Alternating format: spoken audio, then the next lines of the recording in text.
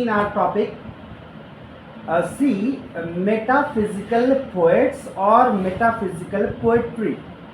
Actually, the origin of this term metaphysical for them was done by John Dryden. John Dryden was not fond of them, he was a critique of them. जिस तरह की poetry done and others लिख रहे थे, John Donne, George Herbert, Henry Vaughan, that is the pronunciation of Vaughaf. So Henry Vaughan, Richard Crashaw, Abraham Cowley, George Herbert, Andrew Morvell, John Donne, these poets, these all belong to a group of poetry that's called metaphysical poetry. So initially, while criticizing them, John Dryden used that line. ये पूछा जाता है बार बार. He said they affect metaphysics. What does it mean? जैसा कि आपने बताया श्रुति, metaphysics का मतलब समथिंग बियॉन्ड फिजिक्स. फिजिक्स क्या होता है? Physics is about natural world, जो नेचर से जुड़ा हो, जो नेचर से ऊपर होता है, या तो वो सुपर नेचुरल होता है या तो वो मेटाफिजिकल होता है. मेटाफिजिकल की जब हम बात करते हैं तो कहीं ना कहीं वहाँ पर बात आ जाती है देवी देवताओं की, धर्म की, यानी बड़े स्तर की जो बातें होती हैं, जो दैवीय बातें होती हैं, मेटाफिजिक्स में हम उसी के बारे में पढ़ते हैं. तो इस टर्म का यूज जॉन ड्राइडेन ने किया था क्रिटिसाइज करने के लिए. जैसे कुछ लोग जब एक्स्ट्रा शो ऑफ करते हैं तो उनके लिए अलग अलग टर्म्स यूज किया जाता है. तो यही लगा था ड्राइडेन को, दे अफेक्ट मेटाफिजिक्स. ये एक तरह से डेरोगेटरी सेंस में, डेरोगेटरी का मतलब होता है किसी की निंदा करने के सेंस में, जॉन ड्राइडेन ने यूज़ किया था for poems of those poets जिनके बारे में हमने शुरू में बात की. एक और, तो जॉन ड्राइडेन क्या थे? He was a poet critic. Poet critic क्या होता है? जो पोएट्री भी लिखता है, जो क्रिटिसिज्म भी करता है. आने वाली क्लासेस में हम बात करेंगे. ड्राइडेन ने क्रिटिसिज्म का एक बहुत अच्छा वर्क लिखा है, essay on dramatic पोएजी. Will talk about that. तो ड्राइडेन ने जो डेरोगेटरी सेंस में यूज किया, that was taken positively by one more critic, the famous critic of that time, doctor Johnson, जिसको हम सैमुअल जॉनसन के नाम से भी जानते हैं. Samuel Johnson, with the help of that metaphysics word used by Dryden, used or derived a word, a phrase, metaphysical poets. तो metaphysical poets वहाँ से निकल कर के आया. पूछा जाता है तो मेटाफिजिक्स वर्ड का यूज़ किया था ड्राइडेन ने. मेटाफिजिकल पोएट्स जो पूरा फ्रेज है, इसका यूज़ किया था डॉक्टर जॉनसन. तो doctor Johnson took that very rightly and appreciated their work a lot. और उसमें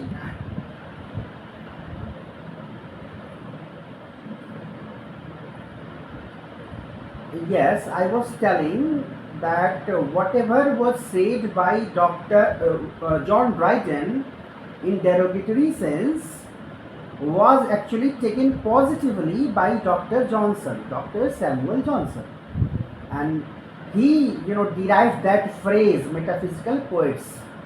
So ultimately that particular phrase was applied and now used widely for those poets belonging to that stream of poetry. उसमें specially यही होता है, metaphysical conceits का use होता है. देखिए, मैं बार बार बोलता हूँ in my classes, I just give you the ignition. Ignition समझते हैं? एक हल्की सी माचिस लगा देना. यू हैव दी LPG और whatever with you, you just need that matches. तो वो एक आपके पास वो तीली पहुंच जाएगी जलती हुई, आपको उसको अपने ईंधन से जलाना है. You will have to prepare the things. तो मैंने मेटाफिजिकल पोएट्स पोएट्री की बात कर दी. आप इसको जाके बाकायदे आप MH एब्राम से कंप्लीट करेंगे और उसमें आपको बाकायदे पूरी हिस्ट्री मिल जाएगी, कई सारे नाम मिलेंगे उसमें। हाँ, एक बात है, while talking of that metaphysical poets, अगर बात करें कि डॉक्टर जॉनसन ने किस वर्क में बात की है उसके बारे में, he wrote a great work of art that was known as the Lives of the Poets. तो Lives of the Poets में when he was discussing the life of Abraham Cowley, तो काउले की लाइफ को discuss करते समय उन्होंने इस phrase का यूज़ किया था। ऐसे ही क्वेश्चंस आते हैं कभी कभी, कहाँ से कौन चीज़ डिराइव हुई है, कहाँ किस चीज़ की बात की गई है। So as I told you, उसमें एक पूरा ग्रुप ही है पोएट्स का, जिसमें से कुछ पोएट्स के बारे में आज हम बात करेंगे, उनकी कुछ पोएम्स की कुछ लाइंस के बारे में बात करेंगे, so that we can have the understanding of their poetry. थोड़ी सी एक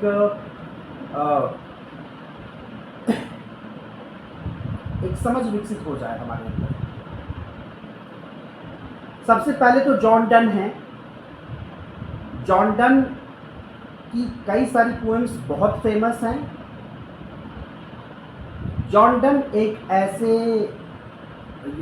पोएट थे who was very famous for his holy sonnets as well as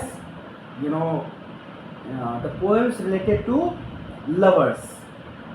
एक दौर था जब in his youth he used to write very much about love and loved ones.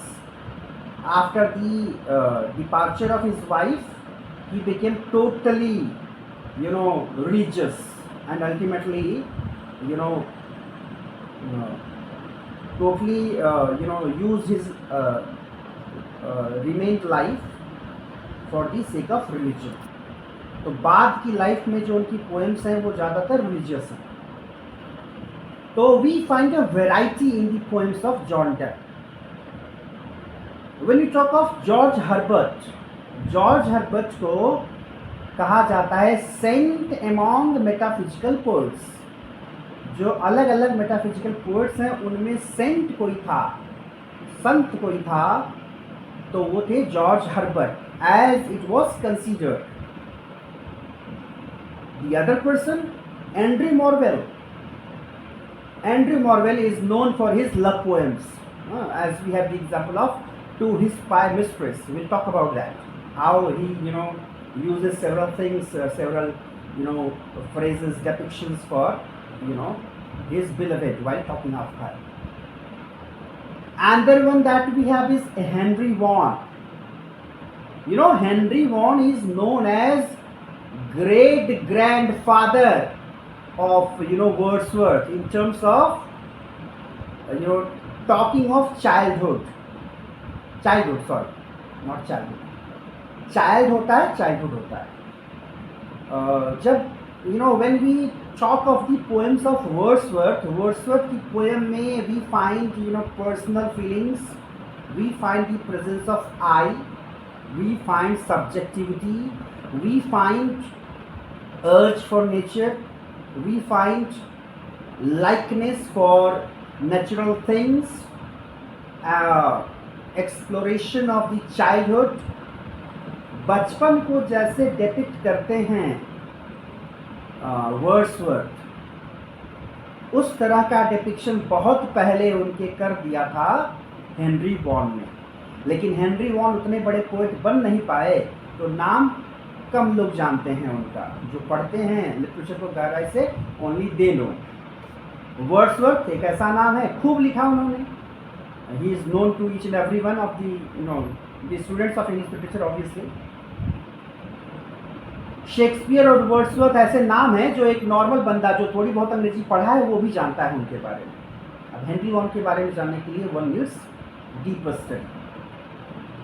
ठीक इसी तरह से जब आप पढ़ेंगे लिटरेचर को, you'll get to know that how Chaucer, जब बात करते हैं हम लोग नॉवेल की, जब हम बात करते हैं कैरेक्टराइजेशन की, नॉवेल में कैरेक्टराइजेशन की, तो जब उसको ट्रेस किया जाता है कि पीछे ये कहाँ से शुरू हुआ, तो बात आती है चॉसर की, प्रोलॉग टू कैंटरबरी टेल्स की। There we find several characters and their depictions very vividly. तो उसी तरह से जब आप वर्ड्सवर्थ को ट्रेस करते हुए पीछे जाएंगे, you find Henry Vaughan there and his very famous poem the Retreat, जिसको शॉर्ट में आप कहीं ना कहीं उस गज़ल से जोड़ सकते हैं, that we listen many times. हाँ, कौन सी गज़ल? जगजीत सिंह वाली।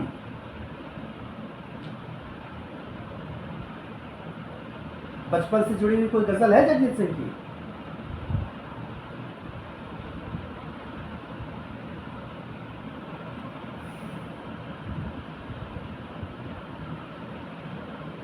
अच्छा, नहीं, ये वाली नहीं।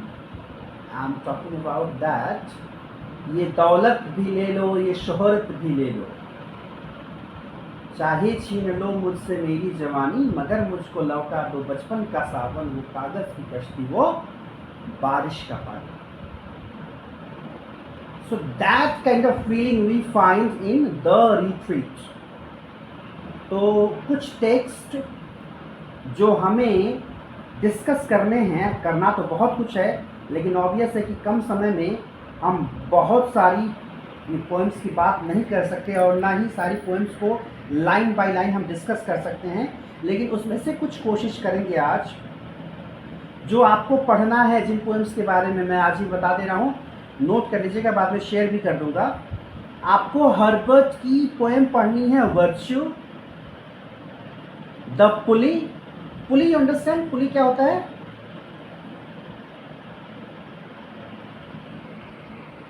यस, PULLEY, पुली।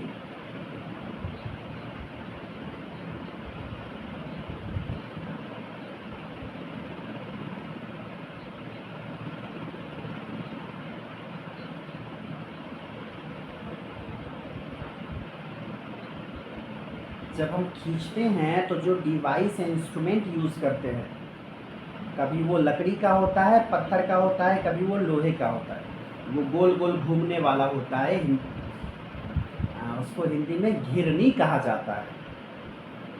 ठीक है, तो that pulley is used to pull the bucket from the well. तो the pulley, a very famous poem, at least one must remember the famous poems of George Herbert, जिसमें एक बड़ा नाम आता है द पुली का, वर्च्यू तो है ही, एक पोएम है जॉर्डन, एक पोएम है Denial, Man, Affliction, Love, Redemption, the Collar, very famous poem the Collar, Mortification, Death, The Temple, again a very famous poem, The Temple, Easter Wings. So these are the poems you will have to deal with. Andrew Marvell की कुछ poems हैं, उसमें है to his fair mistress, very famous one, prescribed भी रहती है generally UG level पर। I hope आप लोगों ने पढ़ा होगा, सबने पढ़ा है टू हिज फायर मिस्ट्रेस? हाँ, अच्छा, फर्स्ट सेमेस्टर में पढ़ रहे हैं तो अभी पढ़ा दिया गया कि बचा है पढ़ाना? चलिए, तो इसका मतलब आप लोग कुछ बातें कर सकते हैं उसके बारे में। To his coy mistress, the definition of love, on a drop of dew, the garden, again a very famous poem by Andrew Marvell, and Horatian Ode upon Cromwell's return from Ireland, Bermudas, a dialogue between the soul and body. These are the poems by Andrew Morgan. Vaughan की बात करें, Henry Vaughan की, the Retreat, Regeneration, Peace, the World Man. Peace को छोड़ दें तो बाकी तीनों पोएम काफ़ी फेमस हैं हेनरी वॉन की, पहले भी बता चुके हैं, बार बार बताते हैं। जितने भी बड़े वेल नोन पोएट्स हैं उनकी जो थोड़ी कम फेमस कृतियां होती हैं उनसे क्वेश्चंस आते हैं अच्छे एग्जाम्स में, बड़े बड़े एग्जाम्स में, और जितने थोड़े कम लेस नोन पोएट्स हैं उनकी जो ग्रेट वर्क्स हैं उनसे क्वेश्चंस आते हैं। तो इंटरेस्टिंग है कि ये सिलेबस जो मुझे दिया गया है डिस्कस करने के लिए, उसमें जॉन डन का नाम नहीं है, हालांकि आपको डन को तो पढ़ना ही पड़ेगा। उसमें नाम जॉर्ज हर्बर्ट, एंड्रयू मॉर्वेल और हेनरी वॉन का है। तो इन तीनों की एक एक पोएम मैंने आज डिस्कस करने के बारे में सोचा है। टाइम अगर अलाउ करेगा तो विल टॉक अबाउट दैम। कुछ जो स्पेशल चीज़ें हैं उसकी हम डिस्कस कर लेंगे। जैसे अगर जो मैंने आपको लिंक भेजा है ग्रुप में, पहले तो आप स्क्रीनशॉट देख लें। जॉर्ज हर्बर्ट की वो पोएम वर्च्यू, बड़ी छोटी पोएम है, but it has a vigorous approach, a very energetic one that you have to grasp through the words। और ये इंटरेस्टिंग है कि कैसे बड़े ही सिंपल वर्ड्स का यूज करके हाउ दे क्रिएट इफेक्ट। जैसा कि पहले कहा गया कि टू डिसिमिलर, जो फ्रेज यूज किया श्रुति ने, incongruous, very good word, two dissimilar objects, when they are compared, दो बिल्कुल अलग अलग चीज़ों की तुलना कर देते हैं ये लोग। जैसे डन के बारे में अगर बात करें, डन ने एक पोएम लिखी, आई थिंक द सन करके वो पोएम है, kindly correct if I am wrong. उसकी जो थीम है, I am not I have that in my brain right now, but yes, सन से जुड़ी हुई एक पोएम है कोई। उस पोएम में क्या बोलते हैं डन क्या बोलते हैं सन को, सन यानी सूरज, ओल्ड बिजी फूल। ओल्ड बिजी फूल, ओल्ड क्यों, पता नहीं कब से चला आ रहा है, सिंस टाइम इमेमोरियल, काफ़ी पहले से। और क्या कर रहा है, बिजी है यानी काफ़ी व्यस्त रहने वाला, हमेशा चल ही रहा है। फूल क्यों है, बेवकूफ़ क्यों है। डन का कहना है that if sun wants to move around, ये तब की बात है शायद, हालांकि उस समय तक तो आई होप कि वो तो हिस्ट्री चेक करनी पड़ेगी कि तब तक ये बात क्लियर हो गई थी कि नहीं, गैलीलियो ने बता दिया था कि नहीं कि सूरज चक्कर नहीं लगाता, सूरज तो अपनी जगह पर होता है। वैसे भी लिटरेचर वाले कहाँ मानते हैं विज्ञान की बातें। अगर मानते तो हम सुबह की जो है, सुबह को सुबह और शाम को शाम कैसे कहते, क्योंकि सुबह तो हम कहते हैं सूर्योदय का समय, शाम कहते हैं सूर्यास्त का समय। विज्ञान कहता है कि सूर्योदय सूर्यास्त होता ही नहीं है। लेकिन एक जो जनरल अंडरस्टैंडिंग है हमारी वो ये है कि हम सूर्य को उदय होते हुए देखते हैं, उसको अस्त होते हुए देखते हैं। So we have the words sunrise, sunset. अगर ये सच में एग्जिस्ट नहीं करता तो ये वर्ड्स कैसे होते, but they are there in our culture, in their culture, in the culture of English people. तो सूरज को ओल्ड बिजी फूल बोल रहा है पोएट, कह रहा है कि दुनिया का चक्कर लगा रहे हो, कितने बड़े बेवकूफ हो। You must know the world of a lover and beloved. When a lover and beloved are together, अगर एक प्रेमी प्रेमिका एक साथ में हैं, they have a world, they have a different universe of them. उनका अपना एक अलग ही ब्रह्मांड है, उनकी अलग ही दुनिया है। तो वो जहां पर हैं, जिस कमरे में हैं, बस उस कमरे का चक्कर क्यों नहीं लगा लेते। हाँ, this kind of imagination Donne had. One more imagery that he uses of a fly. एक और पोएम है डन की, उसमें वो बात करते हैं एक मक्खी की, और he says, he asserts his idea। मतलब उनकी जब बातें आप सुनेंगे समझेंगे तो लगेगा कहाँ से सोचते हैं सर। बड़ी अच्छी बात कही थी टी एस एलियट ने इन सबों के बारे में। T S Eliot also has written one very good essay on them, the metaphysical poets. एक बाकायदे एसे लिखा है उन्होंने, और एलियट ही थे जिन्होंने इनको बाद में बहुत पॉपुलर कर दिया, मतलब एकदम ट्रेंड में आ गया मेटाफिजिकल पोएट्स। उन्होंने कहा they feel their ideas and they think their feeling.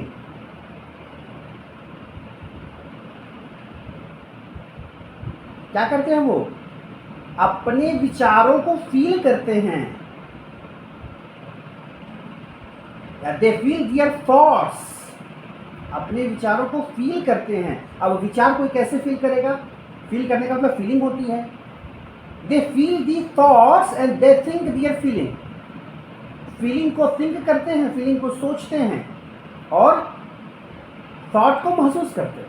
मतलब it's a very unique, a very complex, a very complicated kind of blending, the amalgamation that we have in metaphysical words, and that's why two dissimilar objects come together. The kind of imagery they use, the kind of conceit they use. क्या बोलते हैं?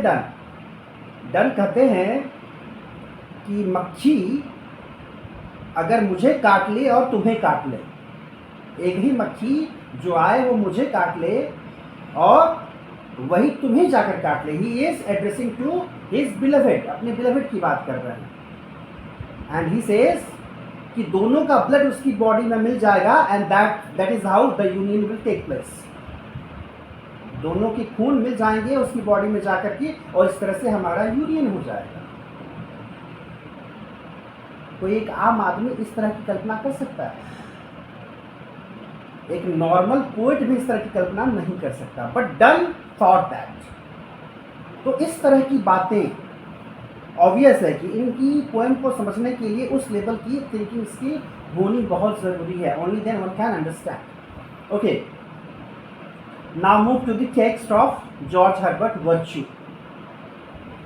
छोटी poem है, we can discuss in a few minutes if possible. Sweet day, so cool, so calm, so bright, the bridal of the earth and sky, the dew shall weep thy fall tonight, for thou must die. Sweet rose, whose hue angry and brave bids the rash gazer wipe his eye, thy root is ever in its grave, and thou must die. Sweet spring, full of sweet days and roses, a box where sweets compacted lie, my music shows ye have your closes, and all must die. Only a sweet and virtuous soul, like seasoned timber, never gives, but though the whole world turn to coal, then chiefly lives. बहुत सी खूबसूरत चीज़ें exist करती हैं दुनिया में.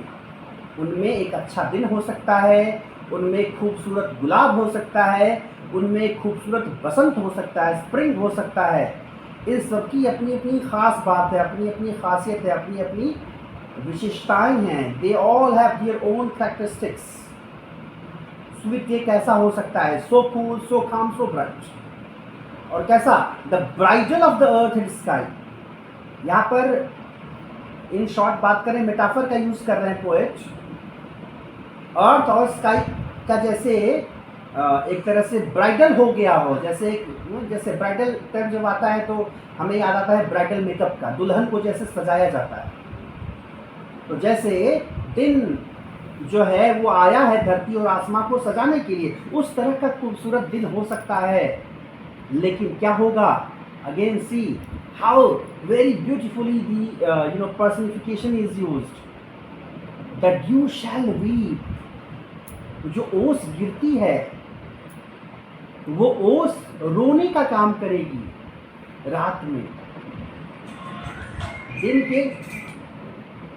दिन के खत्म हो जाने से रात उसके जाने का विलाप करेगी. क्यों? And that is how the day will end. तो as if that those dew, अगेन एक तरह से मेटाफोरिकल है. वो जो ड्यू है वो आंसू हैं दिन के खत्म होने के, जो रात बहाती है वो आंसू. For thou must die. तो ऐसा खूबसूरत दिन भी खत्म हो जाता है. Sweet rose, whose hue angry and brave. Again, रोज बड़ा खूबसूरत है लेकिन उसकी जो महक है कैसी है? एंग्री. एज इफ वो महक बड़े क्रोध में है। Very good personification is being used. Angry क्यों? क्योंकि गुस्सा क्या होता है? इन्फेक्शियस होता है, बढ़ता है। तो स्वीट रोज की खुशबू भी ऐसे ही फैलती है। सी यही है समझने वाली बातें कि कैसे किस तरह से तुलनाएं की जा रही हैं, कैसे मेटाफर का यूज़ किया जा रहा है और कैसे कैसे उसको पर्सनिफाइड किया जा रहा है। Angry and brave bids the rash gazer wipe his eye, thy root is ever in its grave and thou must die. And obviously that particular rose also has that rash in it. One any spectator can perceive that. लेकिन उस खूबसूरत रोज की भी बात है और ये ironical है कि उसका जो रूट है, which is the sole cause of standing of that rose, that ultimately is its grave. जो रूट है जहां से उसके जीवन की शुरुआत है वही उसका एंड पॉइंट भी है। अल्टीमेटली उसको वहीं चले जाना है। It will be it will submit itself into that grave, into that soil, and thou must die. और ये इंटरेस्टिंग बात है कि इन सारे चीजों को एड्रेस कर रहे हैं, as if the poet is talking to these things. Sweet ब्रे को एड्रेस कर रहे हैं, स्वीट रोज को एड्रेस कर रहे हैं, स्वीट स्प्रिंग को उसी तरह से एड्रेस कर रहे हैं और अल्टीमेटली बता रहे हैं कि इसको भी एक दिन खत्म हो जाना है। लास्ट में बड़ी अच्छी लाइन है। कई बार ऐसा होता है कि केवल टेक्स्ट उठा करके पूछ देता है, only a sweet and virtuous soul like season timber. Are you aware of the word timber? जानते हैं आप लोग टिम्बर क्या होता है?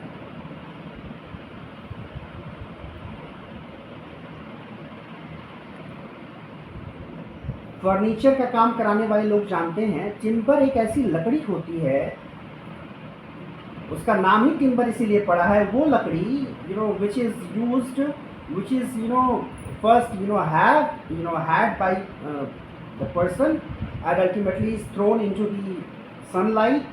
It gets poured in rain. धूप पड़ती है उस पर बारिश होती है, अलग अलग मौसमों का जो है असर होता है उस पर, and ultimately these all different वेदर्स ultimately brings a very good result. It becomes very strong. तो वो टिम्बर जो होता है वो बड़ा मजबूत हो जाता है। तो अब ये इंटरेस्टिंग बात है कि नहीं? Only a sweet and virtuous soul like season timber. सीधे सीधे यहाँ पर सिमिली का यूज कर दिया, लाइक वर्ड का यूज करके। जैसे सीजन टिम्बर होता है वैसे वर्चुअस सोल होती है, सब कुछ सहन करके। The soul which has some virtue, जो अच्छे गुण होते हैं इस सोल के। Though the whole world turn to coal, पूरी दुनिया जो है कोल में बदल जाए, then chiefly lives, but that soul remains there. तो soul remains कितनी अच्छी बात है। बॉडी तो चली जाएगी, but the soul will remain. और कैसी सोल रहेगी? जो वर्चुअस है, यानी through our kind deeds we can be alive even after our death. Yes. So कैसा लगा होगा कि कोई बाबा जी प्रवचन दे रहे हैं। तो नहीं, I am talking about George Herbert. George Herbert जिस तरह की बातें करते हैं वो बाबा जी वाली बातें करते हैं। ऑब्वियस है, लिटरेचर वाले तो उनको हर चीज़ को डील करना है। वो भक्ति रस में डूब जाते हैं, श्रृंगार रस में डूब जाते हैं, वीर रस में डूब जाते हैं। So you will have to go through all such things. और यही तो देखना है कि कैसे आप when you deal with the metaphysical poets you will have to go through different moods. आपको अलग अलग moods में जाना पड़ेगा। अभी आप जो है भक्ति रस की बात कर रहे हैं, you are talking about religious sort of things, you are talking about virtue, vice, vice. Now move to Henry Vaughan. Henry Vaughan की पोएम देखिए, द रिट्रीट। पूरी पोएम डिस्कस नहीं करेंगे, थोड़ी बात करेंगे उसमें। सबसे ऊपर जो मैंने लिंक शेयर किया है वही है हेनरी वॉन का है। शुरुआत में देखिए, हैप्पी दोज अर्ली डेज, यानी किन्हीं पुराने दिनों की बात हो रही है. When I shined in my angel infancy, before I understood this place appointed for my second grace, or taught my soul to fancy aught but a wild celestial thought, when yet I had not walked above a mile or two from my first love. आगे नीचे आइए, last वाली stanza जो दिख रही है उस पर ध्यान दीजिए. Oh, how I long to travel back. वही जो कविता मैंने सुनाई थी, ये दौलत भी ले लो, ये शोहरत भी ले लो. कैसे रिट्रीट करना चाहते हैं. रिट्रीट क्या होता है? जैसे वापसी चाहते हैं, उस बचपन में वापसी चाहते हैं. Oh, how I long to travel back and tread again that ancient track, that I might once more reach that plain where first I left my glorious train. बचपन में जो तमाम खिलौने थे, जो खेल थे, उन सारी चीज़ों को वापस पाना चाहता है poet. From whence the enlightened spirit sees that shady city of palm trees, whatever natural things that he had around him, he wants to regain such things. But my soul with too much stay is drunk and staggers in the way. Soul is drunk, as if he has lost his control over his feelings, and staggers in the way. Some men of forward motion love, but I by backward steps would move, and when this dust falls to the earth, in that state I can return. So this is how we can see how he is somewhat similar to Wordsworth in that approach, by talking of his childhood, his childhood surroundings, his childhood feelings, and how he wants to re-achieve that. बात बचपन की हो रही है तो मुझे एक बहुत फेमस शॉर्ट स्टोरी याद आती है हमेशा, द बेसमेंट रूम. आप में से किसी ने पढ़ा है?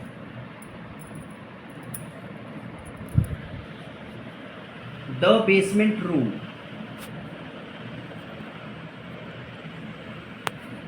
नहीं सुना ना? अरे हाँ ना, कुछ तो बोल दिया करें. ऐसा लगता है मैं दीवार से बात कर रहा हूँ.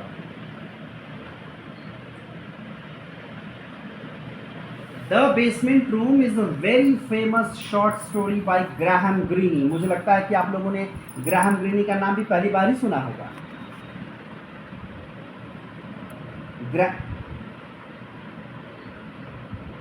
Graham Greene was a great friend of R K Narayan. हमारे यहाँ जब आप इंडियन इंग्लिश लिटरेचर पढ़ेंगे तो 3 बड़े स्तंभ माने जाते हैं यहाँ के राइटिंग के, खास करके नॉवेल्स के. उसमें एक नाम है आर के नारायण का, एक नाम है राजा राव का, और एक नाम है मुल्कराज आनंद का. यस, तो ये जानते रहिए, जैसे Rabindranath Tagore got the Nobel Prize only due to the effort of W.B. Yeats. W.B. Yeats ने दुनिया को बताया, यूरोप को बताया कि रविंद्रनाथ टैगोर नाम का भी कोई राइटर है, हिंदुस्तान से आता है. And ultimately the world recognized him and he got the Nobel prize in 1911.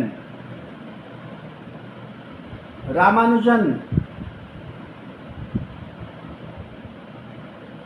1911 में क्या हुआ था? दिल्ली को कैपिटल बनाया गया था. Sorry, very good, thank you Shruti. 1911 में दिल्ली को कैपिटल बनाया गया था. 1913 में इनको नोबेल प्राइज मिला था. 1923 में जीबी शॉ को मिला था. 1925 में डब्ल्यू.बी. येट्स को मिला था. तो क्या मैं बात कर रहा था? Ramanujan, Srinivasa Ramanujan, the great mathematician, कितने बड़े, ही वाज अ डायमंड. लेकिन वही बात है कि डायमंड को कौन पहचानेगा? जौहरी ही पहचानेगा। तो उस डायमंड के लिए जौहरी थे professor Hardy. Once he visited India and could find a person working with the papers as a clerk there in the office. तो लगा कि यार तुम यहाँ कहाँ हो? प्रोफेसर हार्डी ने देखा। So he recognised he ultimately invited him to Germany. Europe चले गए, दुनिया जान गई। नहीं तो ऐसे कितने रामानुजन शायद होंगे जो हमें पता नहीं है। So sometimes we need such recognition. तो जैसे हार्डी रिकग्नाइज किए रामानुजन को, जैसे W.B. येट्स ने रिकग्नाइज किया था इसको, रविन्द्रनाथ टैगोर को, यस, वैसे ही वेस्ट वर्ल्ड को बताने वाले थे ग्राहम ग्रीनी कि R.K. नारायण नाम का भी कोई बंदा है। तो Graham Greene was a great friend. तो ग्राहम ग्रीनी का एक वर्क है the Basement Room, short story है। मौका मिलते ही गूगल करके शॉर्ट स्टोरी निकाल के पढ़िएगा। A very beautiful short story जो बताती है कि कैसे जब हम बचपन में होते हैं, जब हम बच्चे होते हैं, तो हम बहुत जल्दी बड़े हो जाना चाहते हैं, क्योंकि हमें देख करके लगता है कि बड़ों की ज़िंदगी बड़ी आसान है, उनको किसी चीज़ के लिए किसी से पूछना नहीं है। तो हमें तुरंत बड़ा होना पसंद होता है। लेकिन जब बड़ा होने का मौका मिल जाता है तो हम again we want to become child, फिर से हम बच्चे बनना चाहते हैं। लेकिन समस्या ये है कि once maturity is achieved you cannot go backward. वो वन वे होता है। आप एक बार जब मैच्योरिटी वाले रास्ते पर चले जाते हैं ना, तो फिर से आप वापस नहीं आ पाते। जैसे अपराध की दुनिया में जाने के बारे में कहा जाता है कि ये वन वे है, वापसी संभव नहीं।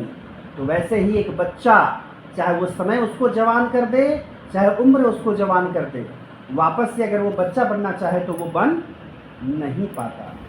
वो मैच्योरिटी एक बार आ जाने के बाद फिर से वो इनोसेंस नहीं आती। And in that context we must remember William Blake. William Blake was a person who wrote songs of innocence, songs of experience। आप देखेंगे कि एक जब एक्सपीरियंस के अभाव में जब इनोसेंस होता है तो चीज़ें कैसे वर्क करती हैं, उससे रिलेटेड तमाम पोएम्स है उसमें, सॉन्ग ऑफ इनोसेंस में, सॉन्ग्स ऑफ इनोसेंस में। और सॉन्ग्स ऑफ एक्सपीरियंस में यू फाइंड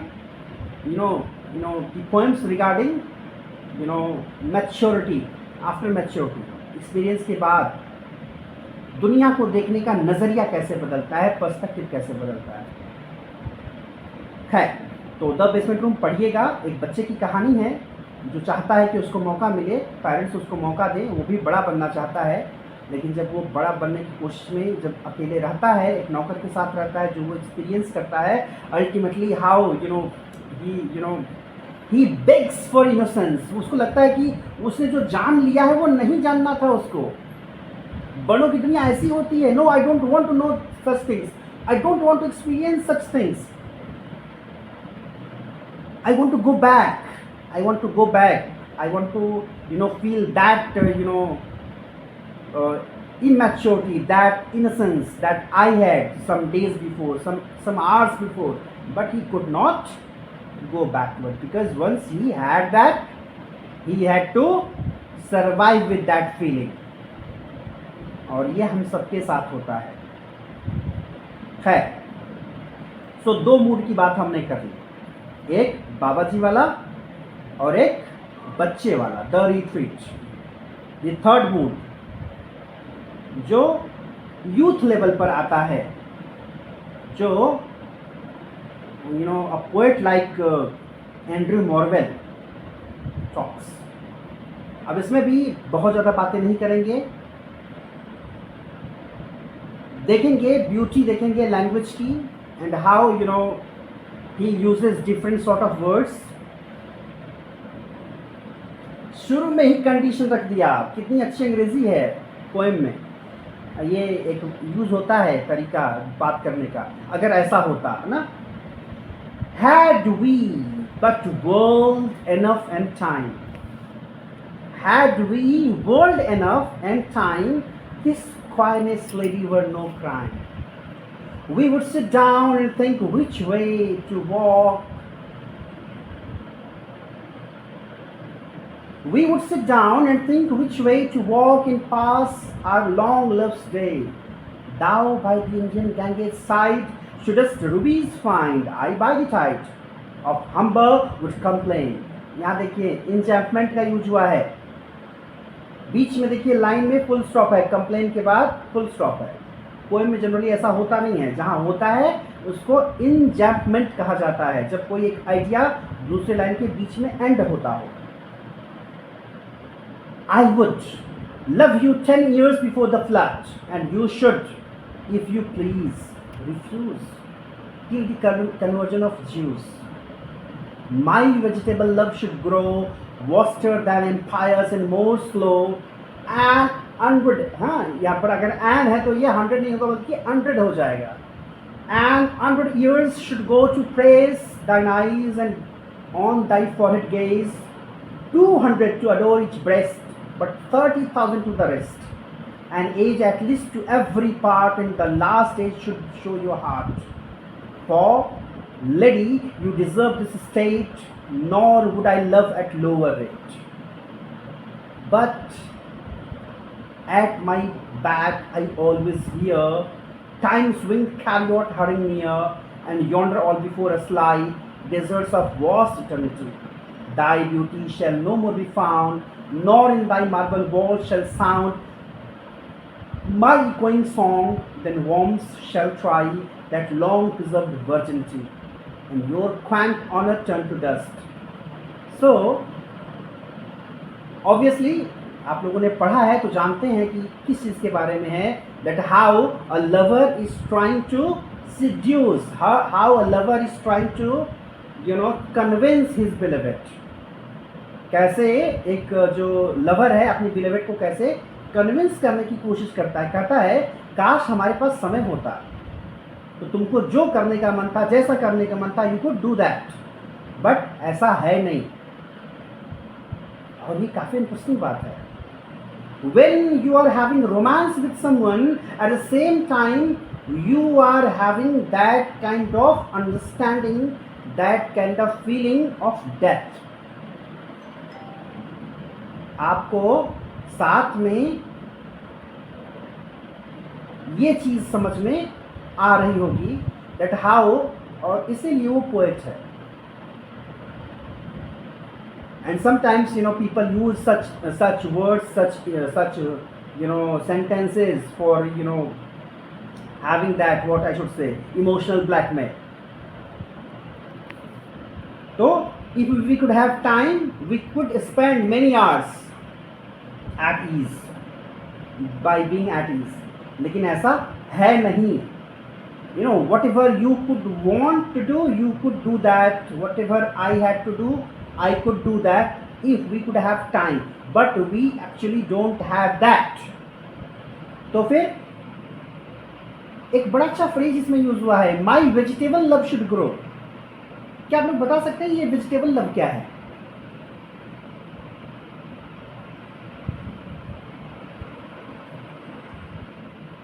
Anyone?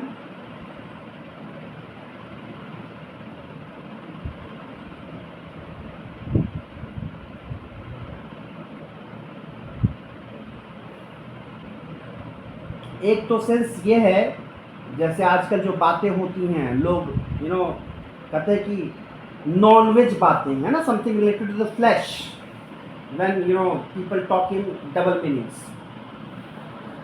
एक दूसरा है वेजिटेबल लव का मतलब हाउ वेजिटेबल्स ग्रो. अगर आप सब्जियों के उगने की बात करेंगे, यहाँ एक बहुत इंपॉर्टेंट बात है. यहाँ बात एलान वाइटल की है, यहाँ बात लाइफ फोर्स की है. इंटरेस्टिंग बात यह है, whatever you throw in the sky, it ultimately comes down the earth, नीचे आ जाता है. जो कुछ ऊपर फेंकते हैं due to by the acceleration due to acceleration due to gravity, जो गुरुत्वीय त्वरण है उसको खींच करके वो नीचे कर देता है. लेकिन क्या आपने कभी सोचा कि सारी चीज़ें नीचे जा रही हैं, लेकिन ज़मीन के भीतर जो एक बीज है, क्या फोर्स है उसके अंदर, क्या है उसके अंदर, जमीन का सीना चीर के बाहर निकल जा रहा है। वो एक बीज, one seed, it has that kind of energy, that kind of elan vital, that kind of life force. वो life force उसका है जो अल्टीमेटली उसका जो शूट है, दो चीजें होती हैं, ऊपर वाला शूट, नीचे वाला रूट। तो शूट क्या करता है, it penetrates the soil and ultimately comes out, और केवल बाहर निकलता ही नहीं है, वो धीरे धीरे ऊपर ही बढ़ता है। अब आप सोचिए कि उस पर ग्रेविटी काम क्यों नहीं करती, ग्रेविटी क्यों नहीं करती, चलो नीचे चलो, कितनी आसानी से ग्रेविटी को चीरते हुए वो ऊपर बढ़ता जाता है। यही है वेजिटेबल लव। मतलब वो उस प्यार की बात कर रहा है कि कितने भी सामने उसके जो है, कितने भी हर्डल्स आ जाएं, कितने भी हैम्पर्स आ जाएं, one can not hinder him, one can not hinder that feeling. तो इसलिए वो वेजिटेबल लव है। अच्छा, एक और चीज़ है, बता सकते हैं एक और चीज़ जो अपना रास्ता ऊपर ही तय करती है।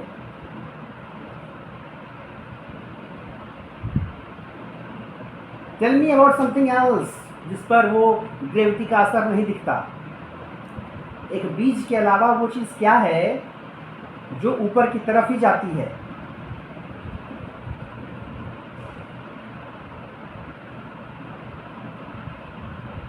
थोड़ा सा कॉमन सेंस का यूज किया करें आप लोग, है ना, ध्यान देंगे तो आंसर मिल जाएगा।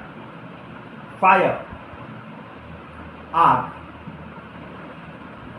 ये भी सोचने वाली बात है कि आग हमेशा ऊपर ही क्यों बढ़ती है, क्या रीजन है? खैर, आगे बढ़ते हैं। तो आगे सी प्रेज करने में how he is using hyperbole. Normally जो लोग करते हैं प्यार में, चांद तारे तोड़ लाएंगे। So and unto years should go to praise thine eyes and on thine forehead gaze. अलग अलग अंगों के बारे में अलग अलग सालों की बात कर रहा है। 100 साल लग जाएंगे आंखों की प्रशंसा करने में, 200 for to each breast different organs of the body, और 30,000 टू बी रेस्ट। बाकी जो अंग बचे हैं उसकी प्रशंसा करने के लिए 30,000 ईयर्स चाहिए। तो ये क्या है? This is hyperbole. हाइपरबोल नहीं बोलते उसको, दैट इज हाइपरबली। अतिशयोक्ति अलंकार का यूज कर रहा है पोएट कि कैसे अलग अलग बॉडी पार्ट्स को एडमायर करने में, उनको प्रेज करने में इतना समय उसे देना पड़ेगा। That is what a lover does. बस शब्द अलग अलग हो जाते हैं। और यहाँ पर जो एक चीज़ है, जो एक अंडरस्टैंडिंग है पोइट की, जो हमें ध्यान देनी है, वो यही है, at my back I always hear time swing at chariot hurrying near. Again देखिए, एक जो है एक मेटाफर यूज हो रहा है, टाइम का विंगेट कैरियट। कोई रथ है, टाइम का रथ है, उसमें विंग्स लगे हुए हैं। विंग्स क्यों लगे हुए हैं? क्योंकि टाइम बहुत तेजी से उड़ रहा है, और टाइम जब बहुत तेजी से उड़ रहा है इसका मतलब क्या होगा? Ultimately the person made of soils will go into the soil, everybody, and that he wants to make his beloved realise, and that's why again he is having that strike through words when he says every the whole body will ultimately go to the dust, will become the ash, will become the part of that soil, और ultimately क्या होगा? He says that the virginity for which you are very much proud of will ultimately be eaten by the tiny creatures. So indirectly he wants to say, why are you not giving me opportunity? तो ये तीसरा mood रहा poet का। So we discussed 3 poets with 3 different moods. आप पूरी poem पढ़े होंगे, आप लोगों को पता होगा, लाइन बाय लाइन पढ़िए। और बाकी जितनी पोएम्स मैंने डिस्कस की हैं, एक बार जिनका नाम मैंने लिया है, एक बार उसके टेक्स्ट को आप ज़रूर देख जाइएगा। और I would request you all, आप सारे टेक्स्ट को एक जगह नोट करें। सारे टेक्स्ट को, जितनी पोएम्स मैंने कही है, छोटी छोटी पोएम्स हैं। या तो आपको लगता है कि लिखने में आपका समय जा रहा है, हालांकि ऐसा होता नहीं है। मैं यही सजेस्ट करूँगा कि कॉपी पेस्ट करके पीडीएफ बनाने से बेहतर है आप खुद अपने हाथों से नोटबुक में उसको नोट करें, और ultimately that will help you. So जो नए लोग जुड़े थे, अपना एक्सपीरियंस बता सकते हैं, कैसी लगी क्लास?